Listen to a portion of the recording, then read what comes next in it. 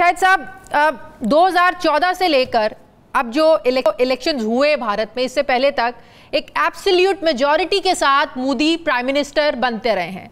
जो उन्होंने 400 से पार, अब की बार 400 पार ये जो नारा लगाया था, ये उसी कॉन्फिडेंस का नतीजा था या ये हम एक्सपेक्ट कर रहे थे कि अब की बार कुछ मुख्तलिफ होगा? सरप्राइजिंग था आपके लिए? जी, और आपके व्यूअर्स को मेरी तरफ से बहुत अस्सलाम वालेकुम। और पहले शुरू में ज़रा डबल मुबारकबाद ले लें। एक तो मोदी की जो शिकस्त हुई है उसकी फूक निकल गई है, हवा निकल गई है हिंदुस्तान में, और दूसरा पाकिस्तान चीन के ताल्लुकात में फिर से वो गर्म जोशी और पुख्तगी वापस आ गई है प्राइम मिनिस्टर के दौरे के बाद।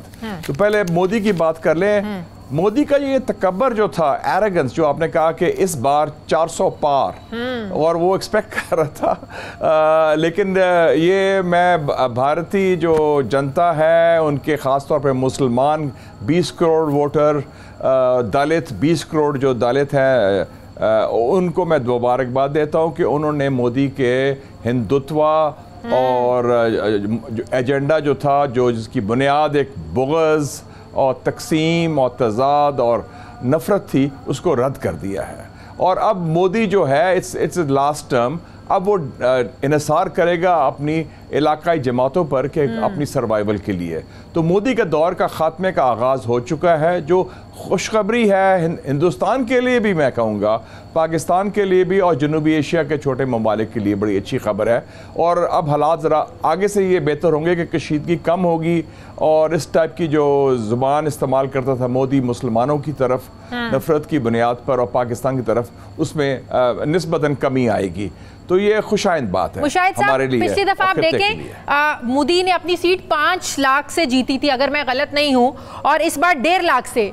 ये इतना जो डाउनफॉल है, ये किन पॉलिसीज का नतीजा? दूसरी तरफ कांग्रेस को देखें, कांग्रेस को 99 सीटें मिली 2019 के मुकाबले में, जो कि डबल है, जो दुगनी है। तो जो मोदी का डाउनफॉल है, आप इसको किन पॉलिसीज का नतीजा समझते हैं?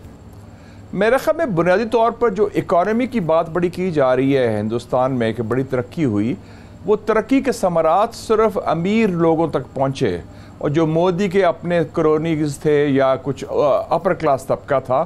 आप देखें ना कि 45% नौजवानों में अनएम्प्लॉयमेंट है, नौकरी नहीं मिल रही, गुर्बत में इजाफा हुआ है, ये खुद वर्ल्ड बैंक के फिगर्स हैं, और 80 करोड़ लोग इस वक्त उसके मोहताज हैं हुकूमत की तरफ से कुछ चावल दे या खाने की अशिया दे। तो जो खुशहाली जैसे चीन में देखते हैं कि जिसके तरक्की के समरात माशरे में फैल रहे हैं, ये माशरे में नहीं फैले, एक ख़ास तबकात तक फैले थे। तो मोदी का जो मैसेज था नफ़रत की बुनियाद पर, वो नज़रियाती तौर पर तो शायद RSS के जो चंद लोग हैं या BJP के, उनको तक तो रसाई हुई, लेकिन अवाम ने कहा कि हमें क्या मिला मोदी के दौर में, हमारे ज़िंदगी के कैसे तब्दील हुई है, हमें नौकरियां मिली हैं, हमें खुशहाली आई है। तो वो हरगिज़ नहीं। और सिर्फ मैं समझता हूँ कि लोगों का काफ़ी शऊर भी है, वो समझते हैं कि ये नफ़रत की बुनियाद की जो सियासत है वो उसको एक्सेप्ट नहीं करना चाहिए। वो हमें नज़र आया है, आप देखें ना अयोध्या में जहाँ राम मंदिर तामीर करने के बड़े इन्होंने चर्चे किए, वहां पर हार से पता चलता है कि बीजेपी के खिलाफ नफरत बहुत ज्यादा बढ़ रही है। एक जो हिंदुत्व का जो जितना जोर चला था, वो जोर टूटा है। जैसे सिर्फ हिंदुस्तान को खतरा नहीं था, मेरे ख्याल में पूरे रीजन को खतरा था। तो ये कितनी बड़ी पेशरफ्त है? ये बहुत बड़ी तब्दीली है जी, और बड़ी ज़बरदस्त तब्दीली है, क्योंकि ये 10 साल में हिंदुस्तान का अपना कैरेक्टर जो है रियासत का, वो तब्दील हो चुका था। नेहरूवियन सेकुलरिज्म से वो हिंदुत्व की बड़ी बदबूदार किस्म की नफ़रत की बुनियाद पर सियासत पर आ गए थे, जिसमें मुसलमानों का कत्लेआम था। और आप देखें ताजमहल का नाम भी उसका खिलाफ हुआ, अलाहाबाद का नाम तब्दील कर दिया गया, अलीगढ़ मुस्लिम यूनिवर्सिटी के पीछे पड़े। वो तो बिल्कुल एक किस्म के फाशिस्ट, आपने डेमागॉग का, he was beyond a demagogue, he was a fascist ideologically, जो नफरत की बुनियाद पर है। और आप देखें कि जो बात नेतन्याहू करता है मकबूजा फ़लस्तीन में ग्रेटर इजराइल की, यही बात ये करते हैं मोदी इधर अखंड भारत की। तो ये सोच उनकी जो है ना, वो दोनों की, फैशिस्टों की एक ही है, और वो नफरत है। और एक और चीज़ बदलती नजर आई है कि अब पाकिस्तान मुखालिफ जो नारे हैं, पाकिस्तान मुखालिफ और मुसलमान मुखालिफ बयानिया, अब ये मजीद इंडिया में नहीं चलेगा, भारत में नहीं चलेगा। बिल्कुल सही। और ये भी बड़ी अच्छी बात है, पाकिस्तान में तो कम से कम तसव्वुर ही नहीं हो सकता कि मोदी किस्म की सियासतदान इक़्तिदार में आए अवाम की हमायत के साथ। अफसोसनाक है कि हिंदुस्तान जैसे मुल्क में वोट के ज़रिए 2 दफ़ा वो मेजॉरिटी जीता और इस दफ़ा उसको अब लगाम लगा दी गई। लेकिन ये भी अफसोस की बात है कि वोट के ज़रिए इस किस्म की सोच परवान चढ़े और वो जो मुल्क अपने आप को एक बड़ा जमहूरियत पसंद कहता है, तो ये भी बड़ी दुख की बात है। लेकिन मुझे खुशी है कि राहुल गांधी ने अपने आप को रीइन्वेंट किया, रीब्रांड किया, मेहनत की, नया अलायंस बनाया 26 पार्टीज़ का, एक यात्रा की 2500 किलोमीटर्स की, और अब वो एक वायबल सियासी मुतबादल लीडर की तरफ से आगे प्रेजेंट कर रहे हैं अपने आप को, और मेरे ख्याल में उसका रोशन मुस्तकबिल है। सही। मुशाहिद साहब, 2019 के बाद जो कश्मीर में एक बर्बरियत है वो किसी से ढकी छुपी नहीं है। इस बार कश्मीरियों ने भी वोट को बतौर एक टूल, एक हथियार इस्तेमाल किया है। 89 के बाद से हमने देखा जो टर्न आउट था 57-58% रहा, और इस बार टर्न आउट 2019 में जो था 28% था, अगर मैं गलत नहीं हूँ जो मैंने पढ़ा है। तो कश्मीर पर इसके क्या असरात होंगे? सही कहा। देखिए जी, कश्मीर में बड़ी इंपॉर्टेंट बात हुई कि लोगों ने कहा कि इस दफा हम बॉयकॉट नहीं करते, हमारे पास एक ही हथियार है, वो वोट का हथियार है, जैसे आपने फरमाया। उस वोट के जरिए हम बीजेपी, हिंदुस्तान का नाजायज़ और गैर कानूनी कब्जा मकबूजा कश्मीर का, और ये नफरत की सियासत को रद्द करें। आप देखें उन्होंने किसको इलेक्ट किया? इंजीनियर रशीद, जो तिहाड़ जेल में है, एक फ्रीडम फाइटर। उसके दोनों बेटे इलेक्शन कैंपेन चलाते हैं। श्रीनगर में किसको इलेक्ट किया? रूहुल्ला मेहदी, जो बड़ा एक नाकद है, जो क्रिटिक है इंडियन ऑक्यूपेशन का। तो इस किस्म के लोग आगे उभरे, जो जिनकी शनाख्त क्या है कि वो हिंदुस्तान के कब्ज़े के, वो आज़ादी के वो परवाने हैं, और वो एंटी बीजेपी हैं। तो उनको उन्होंने पहुंचा। तो ये मैं समझता हूँ कि इलेक्शंस मकबूजा कश्मीर में is a big slap on the face of the BJP and RSS. तो उन्होंने रद्द कर दिया इलेक्शन के ज़रिए।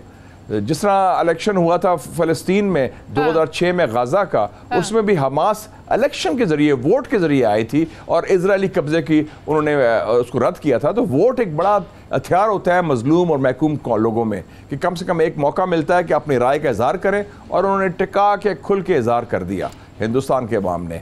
और जैसे इस बार 8 फरवरी को पाकिस्तान के अवाम ने किया, वैसे ही हुआ जी।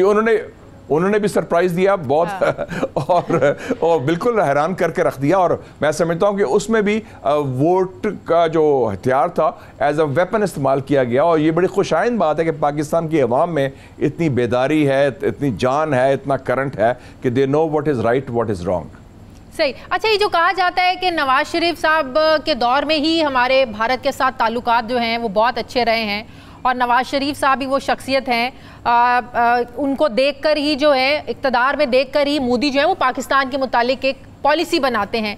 तो ये बात किस हद तक दुरुस्त है? और ये भी कहा जाता है कि अगर नवाज शरीफ साहब वज़ीर आज़म बनते तो बड़े गर्म जोशी से मुबारकबाद दी जाती नरेंद्र मोदी को। तो हुकूमत तो अब भी नून लीग की है, भले ही कमज़ोर हुकूमत है, तो कुछ आप समझते हैं कि पाकिस्तान और भारत के ताल्लुकात में कोई बेहतरी हो सकती है?